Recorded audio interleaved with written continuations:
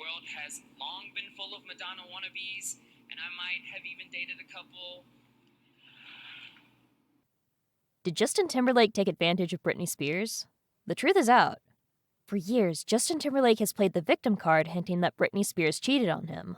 Well, now that Britney's memoir is spilling all the tea, Justin is now the one under a microscope. The plot thickens as people begin to realize the bigger picture. Britney bravely admitted to being pregnant during their relationship, addressed cheating allegations, and has stirred up a storm with her recent revelations.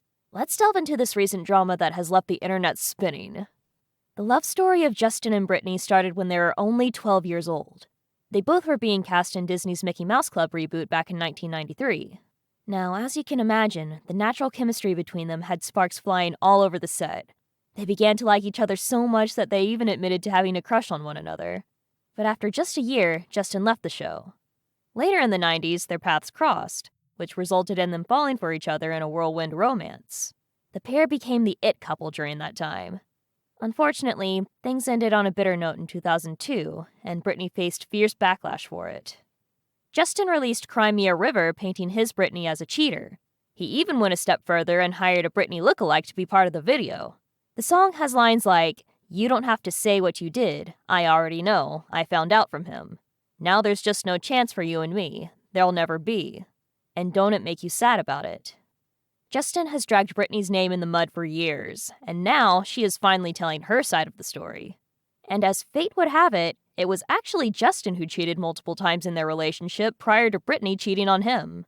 In her new memoir, The Woman in Me, she claims that she was aware Justin was cheating on her, but chose not to say anything.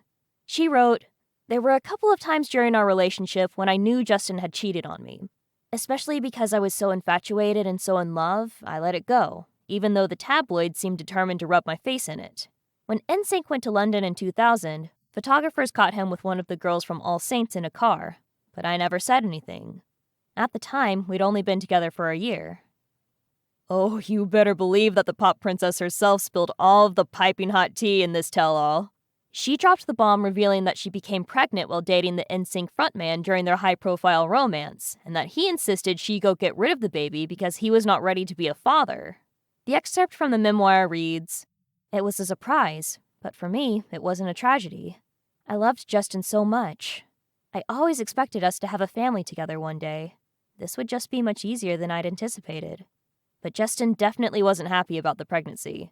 He said we weren't ready to have a baby in our lives, that we were way too young. If it had been left up to me alone, I never would have done it. And yet Justin was so sure that he didn't want to be a father. To this day, it's one of the most agonizing things I have ever experienced in my life."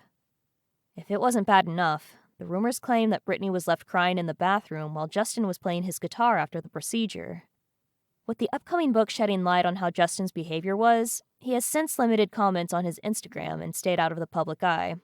A source told US Weekly, Justin will always be supportive of Britney and all of her endeavors, but he's trying to distance himself from her upcoming book. It's not something he's focusing too much on in terms of anything she might discuss when it comes to their former relationship. It's interesting that he has been bringing up the past for the past 20 years, and now all of a sudden he just wants to forget it all.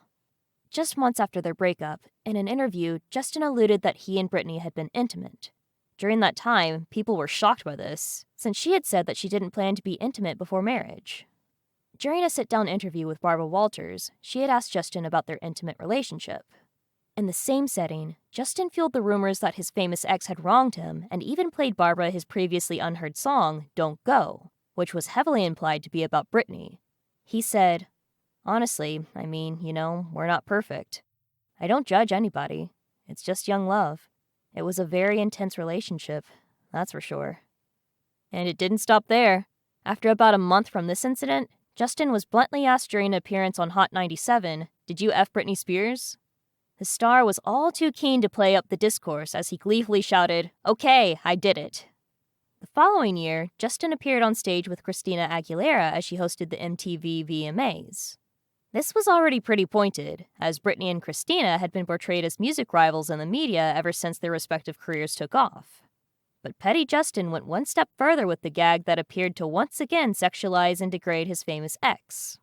In the skit during the show, Christina told Justin that he left a couple of things on the tour bus before a blonde adult doll was brought onto the stage. If this wasn't enough, Justin kicked up his game a notch by shading his ex during his award ceremony.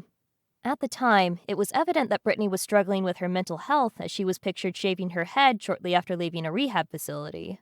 Justin won a Brit Award during the height of her breakdown and was accused of referring to her partying during his acceptance speech. When confronted by GQ magazine over whether this had been a coded message to Britney, Justin denied it. However, the accompanying photo shoot for this interview included a picture of Justin shaving his head, which was not lost on readers. He went out of his way to exploit Britney by taking jabs at Britney during his 2007 tour, where he performed mashups of his song Cry Me a River. The songs Rehab by Amy Winehouse and Crazy by Gnarls Barkley were two of these mashups, in which Justin conveniently chose to change some of the lyrics. Tried to make her go to rehab and she said no, no, no. Tried to make her go to rehab and she said no, no, no. That she was crazy, I think she's crazy, I should have seen that she was crazy.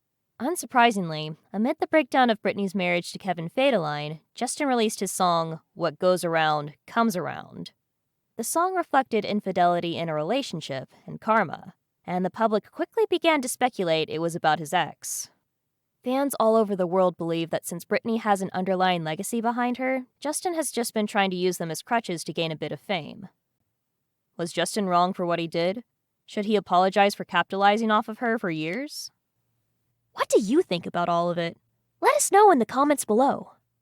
If you liked watching this video, then hit the like button and subscribe to the channel. Also, don't forget to turn on the notification bell so you always stay informed with all the latest celeb news as soon as it's out.